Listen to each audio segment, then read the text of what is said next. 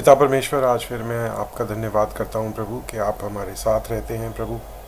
और जब हमसे जाने अनजाने में पाप होते हैं तब भी आप हमें त्यागते नहीं प्रभु, पर आपकी उपस्थिति, आपका पवित्र आत्मा हमारे साथ रहता है प्रभु। आज का जब हम वचन पढ़ते हैं, मैं हर बार की तरह प्रार्थना करता हूँ कि आप हमारे शिक्षक हों और पवित्र आत्मा आप अगुवाई करें और हमें ये सारी बातें जिनका हमें पालन करना है उनको याद दिलाने वाले हो सके और उन आज्ञाओं पर चलने की हमें हिम्मत दें प्रभु। प्रभु यीशु मसीह के नाम से मांगता हूँ, आमीन। दोस्तों, आज पौलुस कोरिन्थियों से एक बहुत गंभीर पाप के विषय में बात करता है।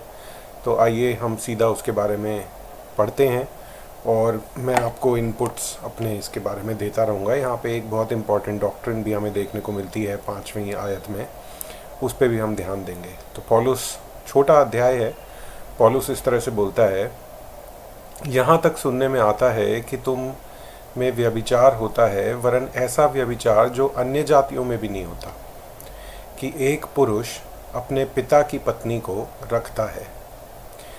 यहाँ पे बात ये हो रही है, जो लोग ज़्यादातर मानते हैं वो ये है कि पिता ने इसकी जो जिस व्यक्ति की बात हो रही है उसकी मदर के अलावा एक और शादी करी, तो इसकी सौतेली माँ थी, जिससे इसके फिर संबंध बन जाते हैं इस व्यक्ति के जिसकी बात हो रही है। और तुम शोक तो नहीं करते जिससे ऐसा काम करने वाला तुम्हारे बीच में से निकाला जाता, परंतु घमंड करते हो। घमंड किस बात का? कि हम इतने अमीर हैं, इतने इंडिपेंडेंट हैं, इतने दुनिया से अनोखे और अलग लोग हैं कि हमारा जो मन चाहे वो हम कर सकते हैं। ये एक बहुत बड़ी बात थी जिसकी वजह से कोरिन्थियों की जो कलीसिया थी वो बदनाम थी। जैसा जब हमने कोरिन्थियों शुरू किया उस समय भी मैंने आपको बताया कि एक तरह से किसी को कोरिन्थियन बोलना एक गाली देने के समान था, क्योंकि वहाँ पे बहुत ज़्यादा इमोरालिटी थी, अनैतिकता जिसे बोलेंगे। हर तरह के गलत काम वहाँ पे लोग करते थे। अब यहाँ पे बात ये सामने आ रही है कि चर्च के अंदर ही कोई एक व्यक्ति है जिसका अपनी सौतेली माँ के साथ संबंध है, और पॉल कह रहा है कि तुम शोक नहीं करते, तुमने उसको निकाला नहीं है, परंतु तुम घमंड करते हो। किस बात का घमंड? जैसा कि पौलुस ने 4थे अध्याय में बताया था कि हमारे पे बहुत पैसा है, हम इंडिपेंडेंट हैं, हम सेल्फ मेड हैं एक तरह से। इसके बारे में भी हमने इंट्रोडक्शन में बात करी थी कि किस तरह से कोरिन्थ जो था वो एक पोर्ट था, कल्चर वहाँ का ग्रीक था, लेकिन रोम की ही कॉलोनी था। जो लोग थे वो काफ़ी पैसे वाले लोग थे, लेकिन ख़ानदानी पैसे वाले लोग नहीं थे, खुद मेहनत करके खुद पैसा कमाए हुए लोग थे। तो वो इस तरह के जो लोग होते हैं वो फिर पैसे का मज़ा भी बहुत लेना चाहते हैं, जिन्होंने खुद अपने परिश्रम से धन कमाया होता है और अब एक गरीबी देखी होती है और उसके बाद एक अपने आप को ऐसी परिस्थिति में पाते हैं जहां उनके पास साधनों की कमी नहीं है। ठीक है, 3री आयत में पौलुस कहता है, मैं तो शरीर के भाव से दूर था, परंतु आत्मा के भाव से तुम्हारे साथ होकर मानो उपस्थिति की दशा में ऐसे काम करने वाले के विषय में न्याय कर चुका हूँ कि जब तुम और मेरी आत्मा हमारे प्रभु यीशु की सामर्थ्य के साथ इकट्ठे हो, तो ऐसा मनुष्य हमारे प्रभु यीशु के नाम से शरीर के विनाश के लिए शैतान को सौंपा जाए, ताकि उसकी आत्मा प्रभु यीशु के दिन में उद्धार पाए। अब देखिए, यहाँ पे 1 मिनट रुक के इस आयत को एक्सप्लेन करना बहुत ज़रूरी है, क्योंकि यहाँ पे कुछ सवाल निकल के आते हैं। पहला सवाल तो ये कि क्या वो व्यक्ति विश्वासी था, उद्धार पाया हुआ व्यक्ति था, चर्च तो आता था, वो चर्च का मेंबर था, लेकिन क्या उसने सचमुच प्रभु यीशु मसीह को जाना था? दूसरा सवाल ये आता है कि यहाँ पे शरीर के विनाश का क्या मतलब है? क्या उसकी मृत्यु की बात हो रही है या शारीरिक पीड़ा की बात हो रही है? फिर शैतान को सौंपा जाए, इसका क्या मतलब है? कि या उसे अपनी संगति से बाहर निकाल दो, कलीसिया से बाहर निकाल दो, या ये बात हो रही है कि उसे शैतान को सौंप दो, मतलब जैसा शैतान उससे पाप करवा रहा है वैसा उसे करने दो, उसे उसके हाल पे छोड़ दो। चौथा सवाल ये आता है, ताकि उसकी आत्मा प्रभु के दिन में उद्धार पाए, यानी कि इससे क्या मतलब है कि क्या उसकी सैल्वेशन फिर भी हो सकती है ऐसे व्यक्ति की जो इतने घिनौने पाप में भी हो? तो यहाँ पे लास्ट वाले सवाल से हम शुरू करते हैं। क्या कोई व्यक्ति जो इस तरह के रिलेशनशिप में हो अपनी सौतेली माँ के साथ, क्या उस व्यक्ति का उद्धार हो सकता है? पहली बात, इस सवाल का जवाब देने के लिए एक सवाल और पूछना होगा कि क्या उद्धार पाया हुआ व्यक्ति भी ऐसे पाप में गिर सकता है? तो मैं बहुत ज़्यादा डिटेल में जाए बिना आपको बताता हूँ कि हाँ, उद्धार पाया हुआ व्यक्ति भी अपने जीवन में लगातार तो ऐसा पाप नहीं करेगा, लेकिन एक बार या दो बार या थोड़े समय में एक बार कभी ऐसा हो सकता है कि वो अपने आप को इतने गंभीर पाप में गिरा हुआ पाए। इसका उदाहरण हम दाऊद के जीवन में भी देखते हैं, जिसने बैतशीबा को एक तरह से अगवा करके उसके साथ संबंध बनाए और उसके पति यूराया द हिटाइट की हत्या भी करी, और बहुत गलत तरीके से हत्या करी कि उसको मतलब धोखे से मरवाया, उसे पीठ पे वार करना जिसे कहते हैं ना, उस तरह से। उस समय पे दाऊद को जब रियलाइज़ हुआ तो उसने रिपेंट किया। और यहाँ पे शायद हम दूसरे सवालों की ओर बढ़ें तो यही बात हो रही है कि उसकी आत्मा प्रभु के दिन में बचाई जा सके।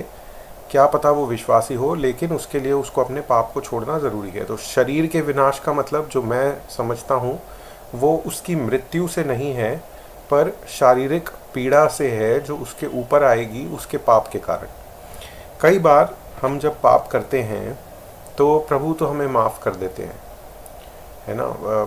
जो हमें अपने पापों की सज़ा मृत्यु जो रोमियो में बताता है, बताया गया है, उसके अनुसार हमें नरक नहीं मिलता, हमारा पाप क्षमा हो जाता है, लेकिन उसकी वजह से कुछ परेशानियां, कुछ दुख हमें इस धरती पे भी झेलने पड़ते हैं। तो शायद ये यही बात हो रही है कि उसके शरीर के विनाश के लिए शैतान को सौंपा जाए। शरीर के विनाश से मतलब मृत्यु नहीं है मेरी ओपिनियन में। शरीर के विनाश से मतलब शारीरिक पीड़ा जो उसके ऊपर आएगी उसके पाप की वजह से। जैसे कि जो लोग फॉर्निकेशन करते हैं उनको एड्स होने के चांसेस ज़्यादा रहते हैं, कुछ उस तरह का। आप इसका उदाहरण अगर लें तो शैतान को सौंप दो, क्योंकि शैतान का वो काम कर रहा है, ये जो काम वो कर रहा है ये परमेश्वर का काम तो है नहीं, और शैतान की संतान की तरह वो व्यवहार कर रहा है। तो लोग कह रहे हैं उसे शैतान को सौंप दो, शैतान उसे सज़ा देगा, उसके ऊपर पीड़ा लाएगा, दुख लाएगा। उससे क्या होगा, शायद ये जो शरीर के ऊपर जब पीड़ा आएगी, शरीर का उसके विनाश होगा, तब शायद वो अपने पाप से तौबा करके वापस प्रभु के पास जाए, जिससे कि उसकी आत्मा प्रभु के दिन में अल्टीमेटली उद्धार पाए। लेकिन अभी के लिए पौलुस कह रहा है कि उसे यहाँ से निकाल दो। ठीक है, तो मुझे जो समझ आता है वो ये है। एक इंटरप्रिटेशन ये है कि उसकी मृत्यु हो जाए, ऐसा पाप में बने रहने से अच्छा कि वो मर के सीधा उद्धार पाए। लेकिन मैं ये सोचता हूँ उसका रिपेंट करना ज़रूरी था। अपने पाप की गंभीरता को समझते हुए उससे तौबा करना, प्रभु से माफ़ी मांगना और उस पाप को छोड़कर प्रभु की शरण में वापस आना, ये उस व्यक्ति के लिए ज़रूरी था। तो इसलिए ये उम्मीद थी इन्हें कि शैतान के पास जब सौंपेंगे तब वो शायद ऐसा हो जाए। दूसरी बात, कुछ लोग कहते हैं कि यहाँ पे इस व्यक्ति का उद्धार छिना हुआ था या उद्धार खो गया था। ये भी मैं इस टेक्स्ट में से, इस आयत को पढ़ के, 5वीं आयत को पढ़ के हम ये निष्कर्ष नहीं निकाल सकते कि उसका उद्धार यहाँ पे खो गया था। ठीक है, पाप बहुत गंभीर था, लेकिन उसका उद्धार खो गया था, ऐसा हम इस आयत के बेसिस पे नहीं कह सकते। ठीक है, तो फिर हम देखते हैं पौलुस क्या कहता है। तुम्हारा घमंड करना अच्छा नहीं।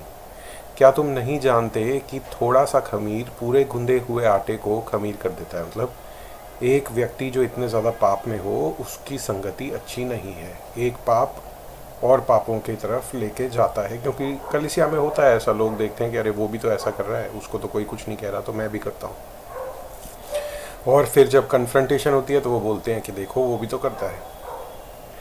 पुराना खमीर निकाल कर, यानी कि पुराना जीवन हटाकर अपने आप को शुद्ध करो कि नया गुंदा हुआ आटा बन जाओ, ताकि तुम अखमीरी हो, मतलब पवित्र हो, जिसके अंदर कोई मिलावट नहीं है, क्योंकि हमारा भी फसह जो मसीह है बलिदान हुआ है। अब ये देखिए कितनी सुंदर तरीके से पौलुस ने जो पास ओवर लैम है हमारे प्रभु यीशु मसीह, उनकी बात यहाँ पे इनको समझाने के लिए ये उदाहरण दिया है। इसलिए आओ हम उत्सव में आनंद मनाएं, न तो पुराने खमीर से और न बुराई और दुष्टता के खमीर से, परंतु सीधाई और सच्चाई की अखमीरी रोटी से। तो सीधे और सच्चे बनो, बुराई को और दुष्टता को छोड़ दो। मैंने अपनी पत्री में तुम्हें लिखा है, यह नहीं कि तुम बिल्कुल इस जगत के व्यभिचारियों या लोभियों या अंधेर करने वालों या मूर्ति पूजकों की संगति न करो, क्योंकि इस दशा में तो तुम्हें जगत में से निकल जाना ही पड़ता। पॉल क्या कह रहा है कि मैं ऐसा नहीं कह रहा तुमसे कि जो व्यभिचारी हैं, लोभी हैं, अंधेर करने वाले हैं, मूर्ति पूजक हैं, इनसे संगति मत करो, क्योंकि उसको निकालने को बोला है ना व्यक्ति को। तो इसका मतलब ये नहीं है कि किसी के अंदर भी थोड़ा सा पाप दिखे तो उससे दूर हट जाओ, क्योंकि फिर तो तुम अकेले रह जाओगे, तुम्हें इस जगत से ही निकलना पड़ेगा।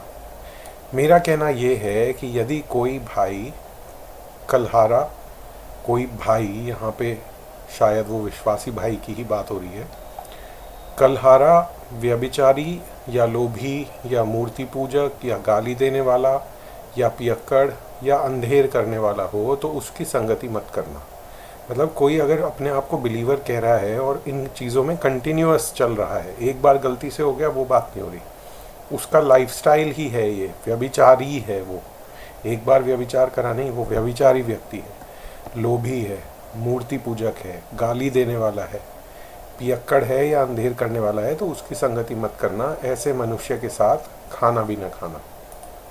यहाँ पे मैं सोचता हूँ कम्युनियन की भी बात हो रही होगी और वैसे भी संगति की बात हो रही होगी, क्योंकि मुझे बाहर वालों का न्याय करने से क्या काम। क्या तुम भीतर वालों का न्याय नहीं करते, परंतु बाहर वालों का न्याय परमेश्वर करता है, इसलिए उस कुकर्मी को अपने बीच में से निकाल दो। अब पौलुस साथ में ये भी कह रहा है कि जो कलीसिया है उसके अंदर हम देख रहे हैं, बाहर तो लोग बहुत कुछ करते हैं, उनको छोड़ दो, लेकिन जो बिलीवर हैं कम से कम वो तो ऐसे काम ना करें।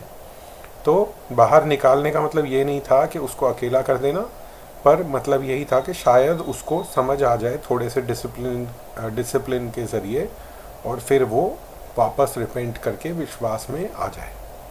ठीक है, तो इसके साथ यहाँ पे पौलुस अपनी 5वें अध्याय को अंत करता है और कल हम फिर 6ठा अध्याय देखेंगे।